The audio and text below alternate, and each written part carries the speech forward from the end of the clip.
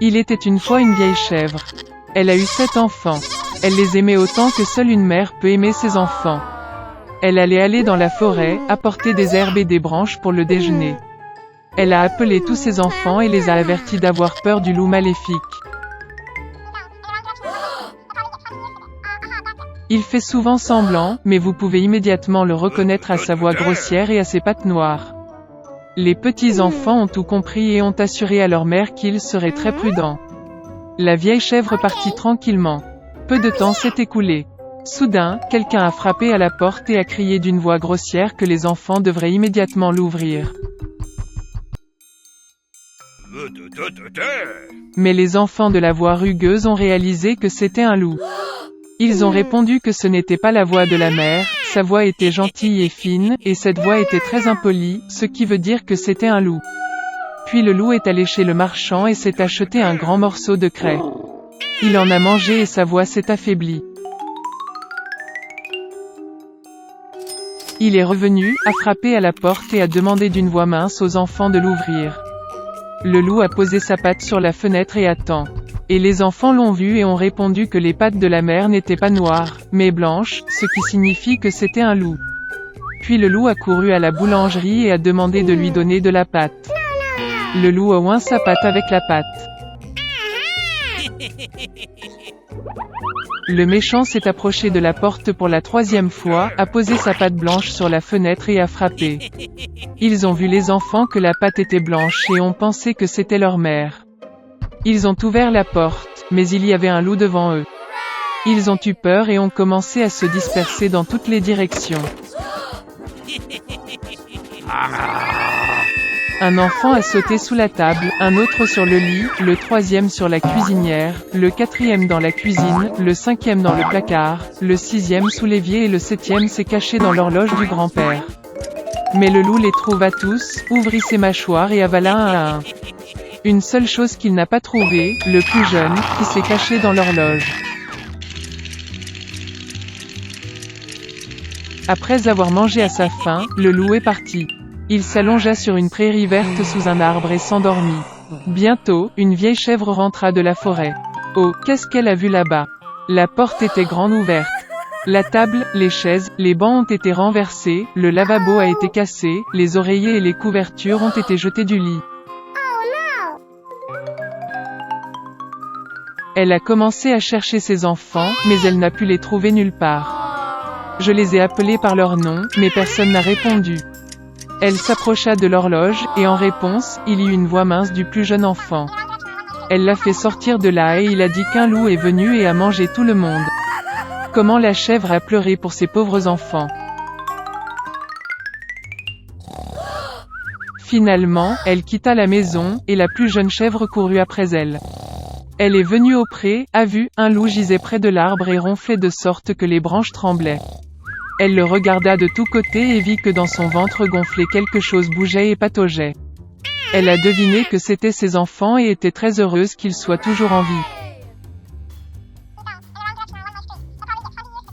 Elle a dit à l'enfant de courir à la maison dès que possible et d'apporter des ciseaux, une aiguille et du fil. Ensuite, la chèvre a coupé le ventre du loup avec des ciseaux, et de là, un enfant a sorti la tête.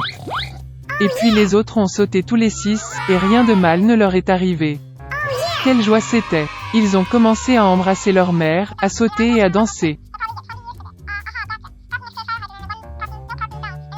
Puis la vieille chèvre a dit que ce serait bien de donner une leçon au loup pendant qu'il dormait encore.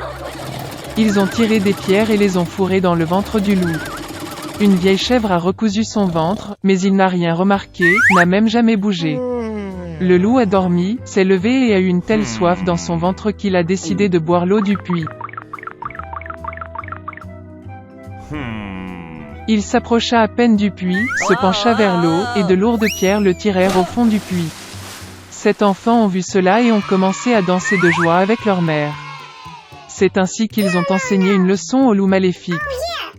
Il y a longtemps, le pauvre Ali Baba vivait avec sa femme Zénab dans un pays lointain de l'Est. Il gagnait sa vie en travaillant dur. Il coupait du bois dans la forêt et le vendait au marché. Une fois, en travaillant, Ali Baba a remarqué que tout un détachement de cavaliers galopait vers lui. Par peur, Il grimpa sur un arbre et se cacha dans le feuillage. Les cavaliers s'arrêtèrent sous un arbre et enlevèrent les sacs pleins d'or des chevaux. Ils étaient exactement 40, dirigés par le chef borgne Hassan. Ali Baba a immédiatement deviné que c'étaient des voleurs qui étaient revenus avec leur proie. Alors qu'Ali Baba tremblait d'horreur, le chef s'approcha d'un rocher à proximité et lui murmura une incantation. Soudain, une porte en fer discrète, envahie par l'herbe, s'ouvrit dans le rocher. Les voleurs sont entrés dans la grotte, y ont caché tous leurs volets, ont pris les sacs vides et sont retournés dans la forêt. Après s'être assuré qu'il n'y avait pas de voleurs, Ali Baba est descendu de l'arbre. Il se dirigea vers la porte secrète et murmura le sortilège qu'il avait entendu du chef. La porte s'est ouverte. Ali Baba a vu une immense grotte pleine d'or, d'argent, de tissus coûteux et de diamants. Ali Baba regarda autour de lui, attrapa rapidement 2 sacs d'or, les chargea sur l'âne et se précipita chez lui. Revenant à sa femme, Ali Baba lui montra les sacs d'or. Ravis de la richesse, ils ont commencé à compter les pièces. Mais le couple n'a pas réussi, car il y avait trop de pièces. L'argent aurait dû être mesuré avec une tasse spéciale, mais le pauvre Ali Baba ne l'avait pas. Ensuite, Zainab a décidé de prendre la coupe du riche frère d'Ali Baba, Kazim. Kazim lui-même brûlait de curiosité. Il ne pouvait pas comprendre pourquoi le mendiant Ali Baba avait besoin d'une tasse à mesurer pour l'or. Par conséquent, il a enduit le fond du bol de miel pour savoir exactement ce que les époux mesuraient. Quand Ali Baba a rendu le bol, Kazim a remarqué que les pièces d'or étaient collées au miel au fond. Il s'est rendu compte qu'Ali Baba lui cachait la richesse. Puis Kazim est venu vers son frère et a menacé d'informer le roi de lui si Ali Baba ne disait pas toute la vérité. Ali Baba, effrayé, a parlé à Kazim des voleurs, de la grotte et même du sortilège qui ouvre la porte secrète. Le matin, Kazim prit Dizane et se dirigea vers la grotte. Après avoir jeté un sort, il entra. La richesse incalculable de la cache tourna la tête de Kazim. Il a longtemps dansé parmi l'or et les pierres précieuses, bourrant ses sacs de pièces de monnaie. Soudain, le bruit des sabots se fit entendre à l'extérieur de la porte. Les voleurs sont revenus. Kazim a essayé de se cacher derrière des sacs d'or, mais les voleurs l'ont trouvé, ligoté et kidnappé. Le chef borgne s'est immédiatement rendu compte que Kazim n'était pas le seul à connaître la cache dans la grotte. Puis le voleur se rendit dans la ville et apprit qu'un certain Ali Baba était auparavant un homme pauvre et qu'il devenait soudainement riche. Ataman a suivi Ali Baba chez lui et a marqué sa porte d'une croix noire pour venir la nuit et se venger. Le soir, la femme d'Ali Baba est sortie dans le jardin pour abreuver les ânes. Elle a vu la croix et s'est immédiatement rendue compte que ce signe n'était pas bon. Puis, elle a peint les mêmes croix sur toutes les maisons voisines.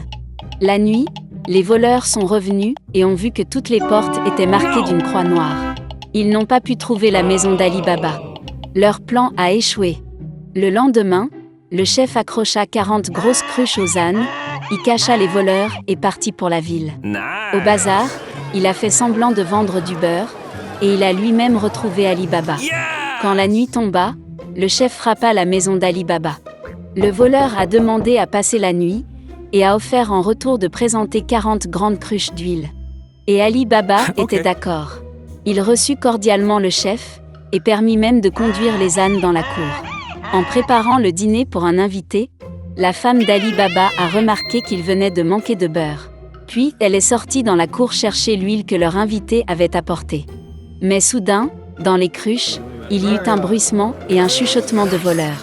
Puis, Zainab a couru à la cuisine, a attrapé une tasse d'eau bouillante et l'a versée sur l'un des voleurs. Il a eu peur, a crié, a sauté de la cruche et a couru vers les montagnes. Tout le détachement se précipita sur lui avec effroi. Se rendant compte que lui aussi serait bientôt découvert, le chef a couru hors de la maison et a disparu sans laisser de traces. Et Ali Baba et sa femme ont vécu heureux pour toujours. Et les voleurs ne sont jamais revenus.